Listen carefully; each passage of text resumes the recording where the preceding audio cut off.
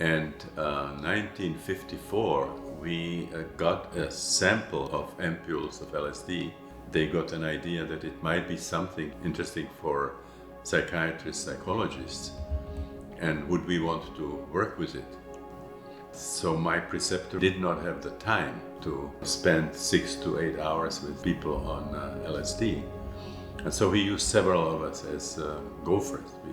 We were sitting there and, taking care of the experimental subjects and keeping records. But in that early stage, students were excluded. So I had 2 years when I was listening to these incredible stories and not being able to have the experience. So just about the first thing I did, and I graduated, was to have this experience myself. My teacher was specifically interested in entraining the brainwaves, which means exposing people to powerful stroboscopic light of various frequencies and finding out if you can influence the brainwaves in the suboccipital area. So all of those of us who wanted to have a session, we had to agree that we also would be going through this experiment.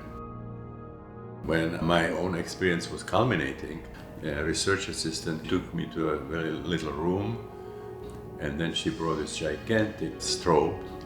And in the next moment there was light like I had never seen in my life. My consciousness was catapulted out of my body.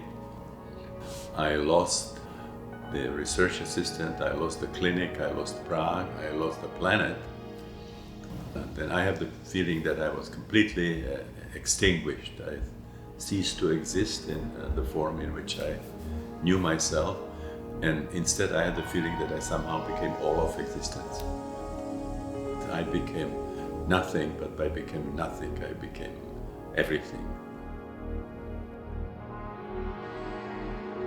I was in the astronomical universe, or I was the universe.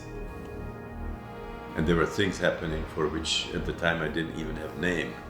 But later I read about the Big Bang and the black holes and white holes and wormholes, which is an amazing cosmic spectacle.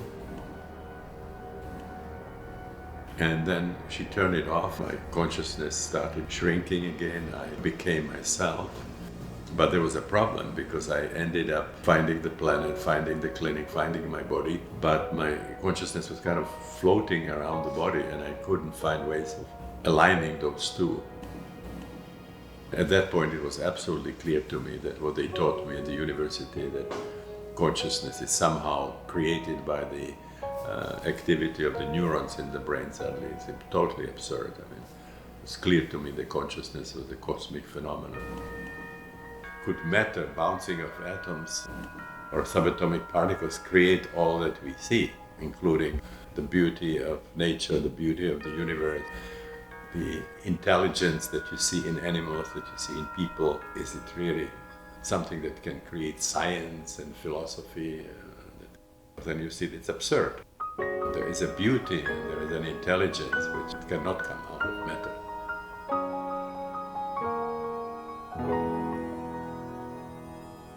So I came down from this session that if I'm now stuck with psychiatry, this is by far the most interesting thing I could do, studying these non-ordinary states.